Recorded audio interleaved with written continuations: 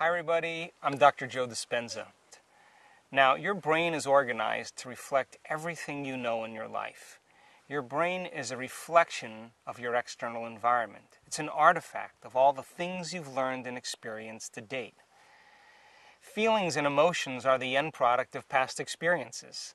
And if you're feeling the same way every single day, it means two things. Number one, nothing new is happening in your life.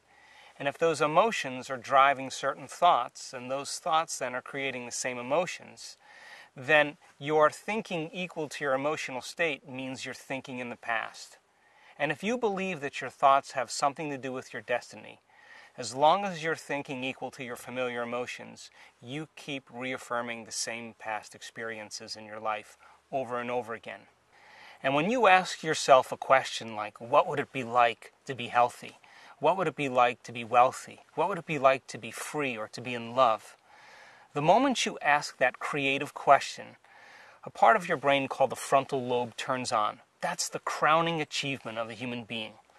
Once that area of the brain turns on, it's like a great symphony leader.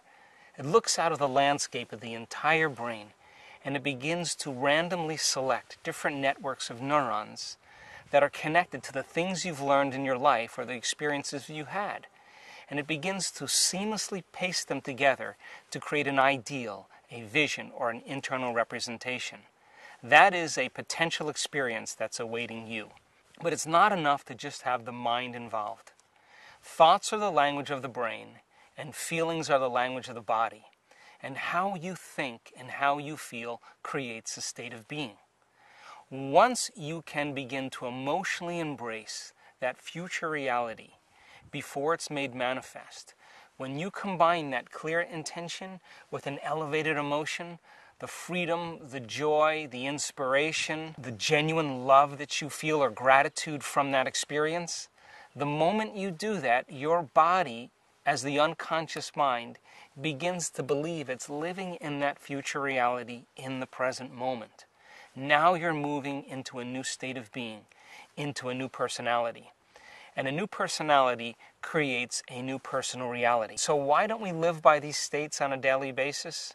Primarily because the majority of the time that we live in our waking state of consciousness, 70% of the time, you and I are living by the hormones of stress. And living in stress is living in survival.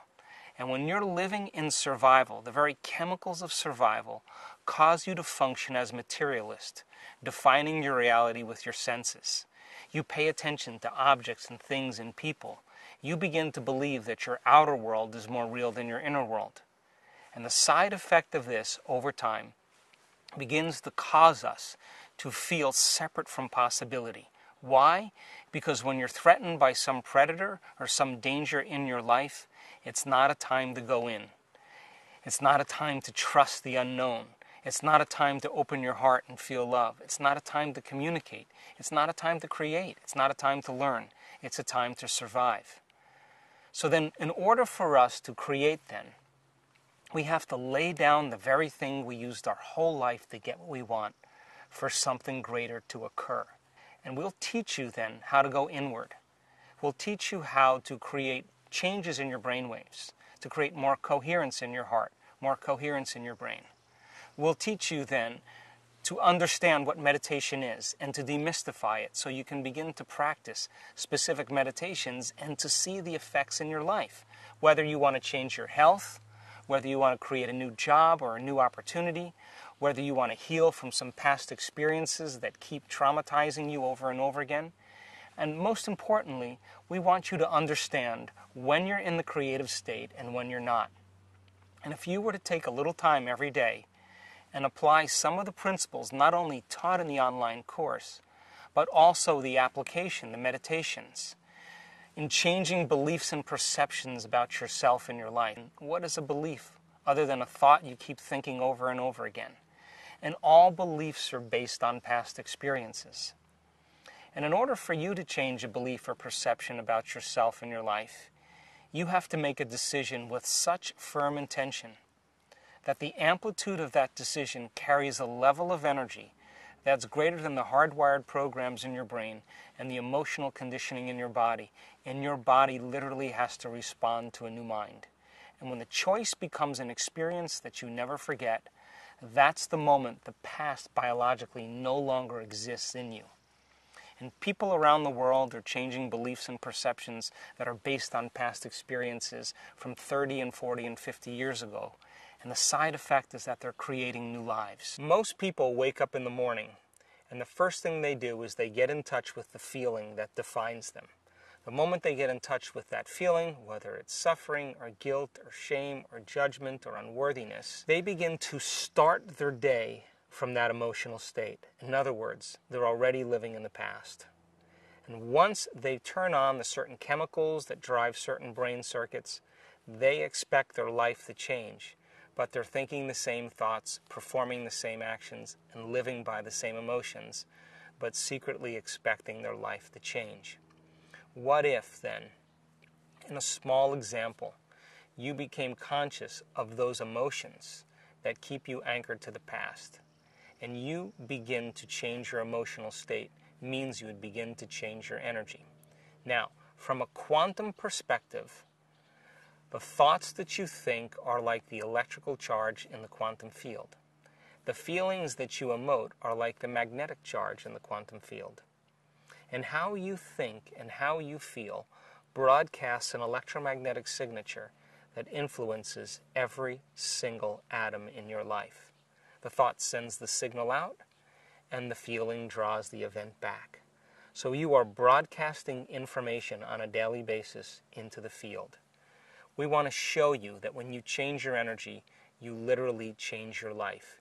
And if you're able to maintain that change in energy, you will begin to draw new experiences to you. And that's when you become the scientist in measuring fruits of your efforts. And as I said, common people all over the world, in all different cultures, are doing the uncommon. They're healing themselves from diseases, chronic diseases, serious, potentially fatal diseases. They're creating wonderful new jobs and opportunities. They're winning the lottery. They're having mystical experiences that begin to uncover the mystery of who we really are.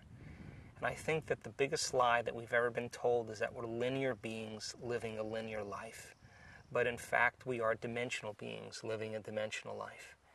And so uncovering the mystery of the self, beginning to look deeper and understanding who we are, that if knowledge is power, then knowledge about yourself is self-empowerment. And I want to inspire you and motivate you so that you can begin to apply these principles so that you get to be the recipient of your own efforts. For example, we've had several people in our work heal themselves of very difficult conditions. One lady in particular experienced a very sudden loss. The event in itself produced very strong emotions. Those emotions then lingered for periods of time, and it began to define her as a personality. Now, it's a scientific fact that the hormones of stress push the genetic buttons and create disease. So the long-term effects by living by those chemicals literally are harmful to our body, justified or not. Now, we've all had traumatic events in our life, and some of those traumatic events brand us both neurologically and chemically. In this woman's experience, the event was so traumatic that the emotions lingered for weeks and months and finally years. It became part of her identity. And so, as a result of the long-term effects and her personality being defined by the past instead of the future, living by those same emotions began to break her body down. In a very short amount of time, she developed paralysis from the waist down. The result of the effect of the paralysis created more stress in her life. Now she couldn't work. She couldn't take care of her children. She couldn't make any money. She couldn't take care of her house. She had to get assistance from other people, and her mother had to move in with her. And because of all of the effects of those circumstances, her stress hormones went up. In a short amount of time, she developed ulcerations on all the mucous membranes of her body. Those mucous membranes with all the ulcers caused her to no longer eat properly. She couldn't eat. And because she couldn't eat, the chemical imbalance from no longer eating enhanced her stress levels even further. Within 3 to 4 months, she developed esophageal cancer. Now, this woman was smart enough to realize that probably the effect of those chemicals were the reason why she developed her condition. In other words, she said to herself, if I created this condition because I was living by this event, in other words, emotionally I was attached to my past, is it possible then to uncreate it and create something else? So she began the work and the meditations, and every single day, whether she felt like it or not, she practiced her meditations. And for sure, she had certain days where she didn't feel like doing her meditations because she didn't feel well, but she did them anyway. She also made the decision that she wasn't going to get up from her meditations until she was in love with life. Now, to the materialist, the person who's defining reality with their senses, to the materialist, there's no reason for her to be in love with life. Why? She had a traumatic event. She had no job. She had no money. She was paralyzed. She had a diagnosis of cancer. She couldn't eat. She was in internal pain. She was in external pain. But she said, I'm going to teach my body emotionally what my future could feel like before it's made manifest. And every single day, day by day, she overcame a small part of herself. And within a very short period of time, about a year, she was able to reverse those conditions. To this day, this woman has no cancer. She has no ulcerations in any of her mucous membranes. She has no paralysis or pain inside of her body or outside of her body. And she has a new life. So new personality creates a new personal reality. The disease exists in the old personality. She's literally become someone else. Now, if you talk to this woman about that experience, she'll tell you that experience was her greatest teacher. Most of us, though, when we can't overcome an experience, when someone says to us, why are we this way? We typically say, we are this way because of some event that's happened to us in the past, which means I haven't been able to change since that event. That event altered me emotionally. But once we understand that we can be defined by a vision of the future instead of the neurocircuitry and chemicals and emotions of the past, this is when we change our personality and we create a new personal reality. Thanks for listening.